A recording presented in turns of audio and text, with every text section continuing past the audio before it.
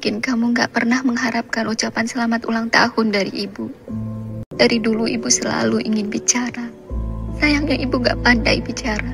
Assalamualaikum warahmatullahi wabarakatuh. Durasi film ini hanyalah 70 menit saja ya Sobat Movie, sehingga Mimin buat videonya cukup singkat. Pemeran utamanya adalah Agni Nihak juga Biowan. Berikut alur ceritanya. Film dibuka dengan sebuah telepon dari bule Rina. Dia menyuruh Maudy untuk pulang ke kampung halamannya di Yogyakarta. Sudah 1 minggu ibunya meninggal dunia, tapi Maudy masih saja berada di ibu kota. Ibuku meninggal di penghujung bulan November. Aku gak ngerasain apa-apa. Gak marah, gak sedih, nangis pun juga enggak.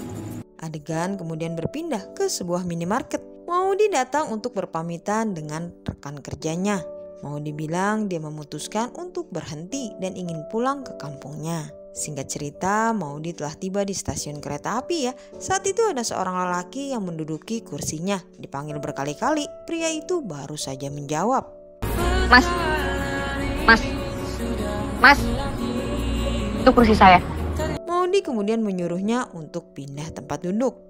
Perjalanan kereta api pun dimulai. Maudy bersandar pada jendela. Dia teringat almarhumah ibunya 1 tahun yang lalu saat ibunya datang ke Jakarta. Ibunya datang karena mengkhawatirkan putrinya itu. Telepon tidak diangkat, chat gak dibalas. Pria tadi kemudian menyenggol Maudy yang sedang asik membaca buku. Kata pria itu, dia juga memiliki buku yang sama dengan Maudy, hanya saja cetakan lama. Maudy yang tidak ingin diganggu memasang kembali earphone-nya.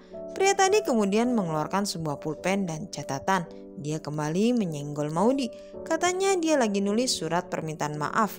Dia bertanya, kata ganti maaf apa ya? Ampun.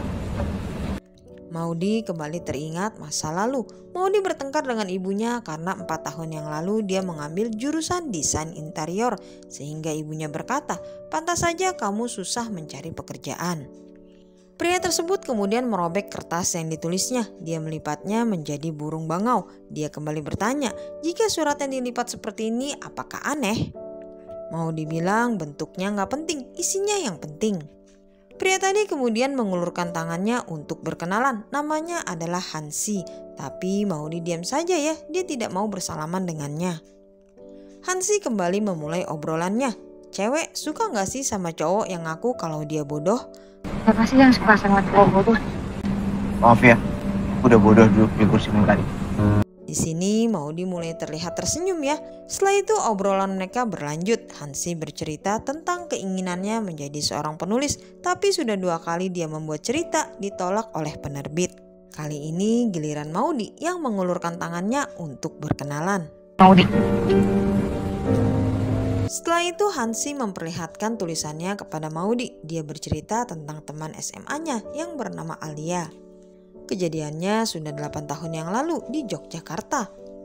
Hansi dan Alia terlihat dekat. Hansi mendapatkan nilai matematika yang rendah. Alia bilang dia akan membantu mengajarinya. Hansi kemudian datang ke rumah Alia. Alia berkata jika nilai matematika Hansi meningkat maka Alia akan memberikan 1 bukunya kepada Hansi. Suatu saat Alia memutuskan kabur dari rumah. Dia bilang ingin ke Jakarta sendirian karena khawatir Hansi memaksa ikut dengannya. Hansi bercerita tentang saat di Jakarta Hansi melakukan 1 hal buruk sehingga hubungannya dengan Alia merenggang. Mereka putus komunikasi. Sekarang Alia ingin menikah. Hansi hanya ingin meminta maaf atas perbuatannya di masa lalu melalui sebuah surat. Kita kembali lagi ke Maudy dan ibunya. Maudy bilang minggu depan dia sudah mulai bekerja di minimarket, jadi ibu tidak perlu mengirim uang lagi. Ibunya kemudian mengeluarkan sebuah kado ulang tahun meskipun sudah terlambat beserta sebuah amplop. Nggak usah, buat ibu aja. Namun karena ibunya tetap memaksa, Maudy menerima kado dan amplop tersebut. Ketika itu ibunya pamitan untuk pergi ke toilet. Maudy kemudian memasukkan kembali kado dan surat itu ke dalam tas ibunya. Maudy bercerita kepada Hansi jika ibunya meninggal dunia karena kecelakaan mobil. Menurutmu apakah kita bisa minta maaf sama orang yang sudah meninggal? Aku nggak tahu, tapi aku rasa itu tanggung jawab kita. Karena orang yang punya salah minta maaf. Kereta api Kembali kemudian dihentikan secara tiba-tiba karena longsor yang terjadi. Petugas itu bilang kereta akan diberangkatkan kembali besok sore. Para penumpang bisa menerima uang kompensasinya. Karena cuaca saat itu panas, Maudy dan Hansi mampir sebentar ke kedai minum. Setelah itu mereka berdua mencari tempat menginap terdekat. Hansi sedang duduk melihat berita di televisi. Minggu lalu telah terjadi kecelakaan kereta dengan bus yang menewaskan 11 orang dan puluhan orang lain luka-luka. Hal itu disebabkan oleh kelalaian masinis kereta api. Kamar hotel saat itu yang tersedia hanya satu doang, jadi Maudy tidur di atas dan Hansi tidur di lantai. Saat tengah malam, Maudy terbangun sambil menangis. Dia bercerita jika polisi melaporkan waktu itu ibunya sedang mabuk saat mengendarai mobil. Maudy jadi berpikiran ya, jangan-jangan ibunya memang sengaja bunuh diri karena sudah capek mengurus dirinya. Kembali ke masa lalu, dulu ibunya putus kuliah karena kehadiran Maudy. Ibunya harus bekerja membanting tulang demi membiayai Maudy. Dia memutuskan untuk tidak menikah lagi. Maudy kemudian pernah mendengar ketika ibunya berbicara dengan bulenya. Maudy dianggap beban dalam hidupnya. Dari situlah Maudy mulai menutup diri dan menjaga jarak. Keesokan paginya, Maudy dan Hansi menyewa sebuah mobil. Mereka meneruskan perjalanannya. Tempat yang pertama kali mereka tuju adalah pemakaman.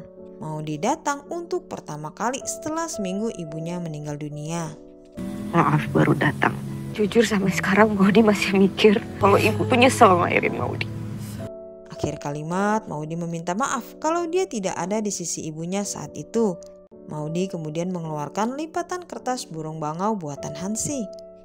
Mobil kemudian terus melaju dan parkir tepat di depan rumah Maudy dan ibunya. Semenjak kuliah di Jakarta, Maudy baru mengunjungi rumah itu lagi. Maudy berkeliling melihat seisi rumah. Ruangan berikutnya yang dia masuki adalah kamar ibunya. Maudy bilang dia pernah berada di titik terendah, rasa sakit karena menjadi anak yang tidak diinginkan. Saat itu Maudy berniat untuk bunuh diri di depan kereta yang sedang melaju. Namun tiba-tiba dia mendengar suara ibunya yang berkata, Pulanglah nak. Hansi berusaha menenangkan ya, tapi Maudy malah menyuruhnya untuk keluar. Maudy kemudian berjalan menghampiri meja rias ibunya. Di sana terdapat foto Maudy dan ibunya. Maudy jadi teringat saat itu ibunya meminta tolong seseorang untuk memfoto dirinya. Bisa geser dikit gak biar gak deketan? Nah, gitu keren. Maudy kemudian membuka laci dan menemukan surat serta kado ulang tahunnya. Mungkin kamu gak pernah mengharapkan ucapan selamat ulang tahun dari ibu. Dari dulu ibu selalu ingin bicara. Sayangnya ibu gak pandai bicara. Intinya dari surat itu adalah ibunya bersikap mengatur selama ini karena dia takut anaknya akan seperti dia. Akhir kata, ibunya sangat mengharapkan kepulangan Maudy akhir tahun ini meski hanya untuk 1 hari. Pukul 2:30 pagi, saat itu Maudy sedang mengambil air minum. Kemudian dia melihat Hansi tidur di sofa. Maudy meminta maaf karena telah mengusirnya saat itu. Hansi bilang dia juga pernah mengalami hal yang sama seperti Maudy sekarang ini. Dulu sewaktu Hansi dan Alia berada di Jakarta, dia mendapat kabar jika ibunya telah meninggal dunia. Hansi menyesal karena pilihannya kabur tanpa pamit. Setelah itu dia menyalahkan Alia, katanya semua ini gara-gara kamu. Seiring berjalannya waktu, Hansi pun tersadar. Maka dari itulah Hansi ingin meminta maaf kepada Alia. Hansi kemudian membawa Maudy ke tepian sungai untuk berteriak, mengeluarkan semua beban yang ada pada mereka. Hansi meminta tolong kepada Maudy untuk mengantar suratnya kepada Alia. Dia takut tidak punya cukup waktu. Meski bingung dengan perkataan Hansi, Maudy menyanggupinya. Mereka berdua pun kembali ke rumah makan bersama dan setelah itu adegan berada di depan jendela. Di sini Hansi mulai terlihat pucat. Dia bertanya apa yang akan dilakukan Maudy setelah ini. Maudy bilang dia ingin tetap tinggal di Yogyakarta, berkarir, berdamai dengan dirinya dan menemui bule. Hansi kembali bertanya, kalau besok kamu meninggal apa yang akan kamu lakukan? Makan enak, nonton film, baca buku. Sedangkan jawaban Hansi adalah bersyukur. Setelah itu sambil memeluk Maudy, Hansi berterima kasih kepadanya. Maudy bilang tangannya Hansi dingin sekali. Aku ambilkan obat.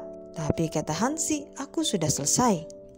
Melihat Hansi yang bertingkah aneh, Maudy menggoyang-goyangkan badannya. Hansi! Hansi! Maudi kemudian terbangun di kamarnya.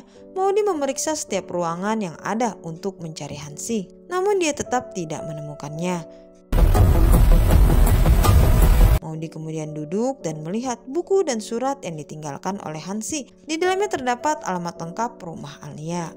Keesokan harinya, Maudi datang untuk mengembalikan mobil yang dia sewa.